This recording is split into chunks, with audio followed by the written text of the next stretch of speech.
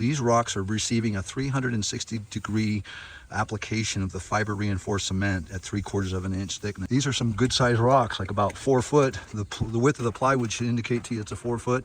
It's about 3 foot wide, 2.5 foot, down to 18 inches. Some of the rocks are 3 feet tall. Just getting ready after lunch to start mudding these. We just made sure that all the seams were taped, all screws were identified as being placed where needed. This is Stuart's first rocks that he made, and they're just gorgeous. In the rough, in the form, they are taking the shape that we need just to skin them. We won't need to put definition mud to get the formation to look realistic. This rock is just beautiful. It's a 3D rock. Some of these two are flat bottom. That one's flat bottom. They're going to go in the gravel. All those are flat bottom, but this one really, I mean, it's upside down right now. That is actually the bottom, but it's really a 3D rock out of cardboard. It's just beautiful. One thing we did after we had taped these was we sprayed this. You see the video of us spraying it here with the glue, which is going to give it a seal so water from the mud can't inundate the cardboard. Wet cardboard loses its rigidity and can sag, and we don't want that. So here on these two, we didn't finalize our critique on them, but you can, on this particular rock, it's kind of, what he did was he used a bunch of small boxes and then started cloaking it with or cladding it with the cardboard. In this particular example, we've got a hard evidence of forensically speaking, of a box. We don't want to see that. So you just take and you hit that with a hammer or something. You could round that, but at this point, I think we need to do a little surgery and cut that and reopen it up and get it to where it's not so box oriented. This one is just absolutely beautiful again. See that? That's looking great. It's got curvature around. It's not just vertically plumb like this little area is almost too vertical. It's too man-made. We need it to kind of taper and round as the granite normally does. If you're emulating the granite, now we can also make rock that's fractured, but in this case, we're emulating the granite and we're creating that roundish look. Okay, we're getting ready to cover this with 3/4 of an inch of fiber reinforced mud. We have that just to check us out. Again, when you're first starting out, it's not bad to have a gauge, and that's pretty good. And you can see over here we're not, but like right here, this should be really good. See that? That's a feel that you get. So again, plus or minus. A lot of our castings are about 5/8. To a 1/2 inch. Okay, this rock is 4 foot by 3 foot and then about 2 foot tall. So we're giving it about 3/4 of an inch. Again, this is the bottom where we're going to mud the top later here in this video. And this is the bottom of the rock, but there was such a beautiful cantilever effect from the bottom that it would be physically impossible. Where we're laying these on the table and starting from the bottom going up, we couldn't do that here because you're basically trying to add mud to this, and that would not work. So we're mudding it right now, letting it sit for about an hour, then we'll flip it, then we'll mud the rest of it. Okay, just giving you a little close-up of this highly inundated fiber reinforced cement mix that we use to cover this. Again, you've all seen cardboard rocks that I'm using with regular mortar mix on my channel, but this is a very proprietary blend which I only give out to students that are paying to be trained by me.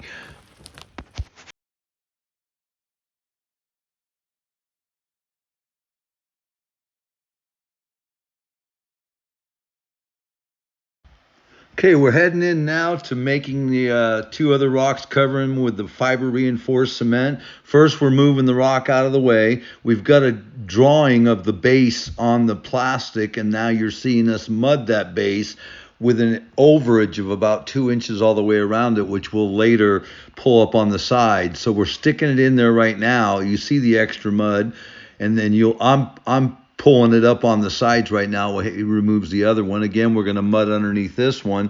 And again, people, we're shooting for 3/4.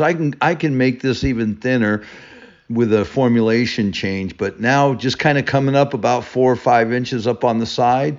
And again, you just keep going around and around the mountain and building this thing from the bottom up. And again, this other side. So we're just covering in lifts of about 4, maybe 5 inches up, and making it a simple little coverage. Just to recap, that we're just wanting to cover this with 3/4 of an inch of the fiber reinforced cement, which we can actually do thinner, especially on these 2 rocks. They're not that wide. They're long, but the span isn't that wide. And if we increase the strength of the mud, we'll also increase the dollar cost, but at the same time, we can make these with a process and a formulation change. We can make these a whole bunch stronger. And if you're interested in more training on that, contact me, and we can see what we can do to get you lined out and make you able to make stronger, thinner rocks that are more easier to move should you need them. So you can see this little slag edge right here where this has been cut. You can start to see that's not desirable. When you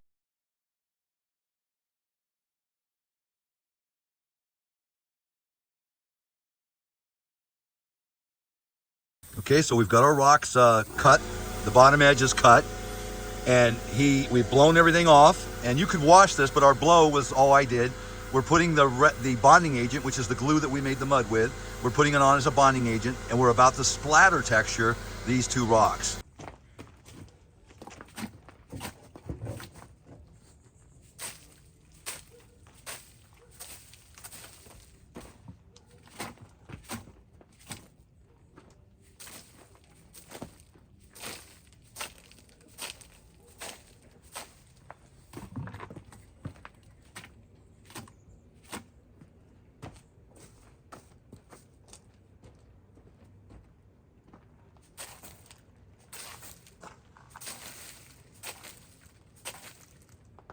Okay, so we got the two rocks textured today. We worked on some staining, and we have some models over here that we've gotten from the lake.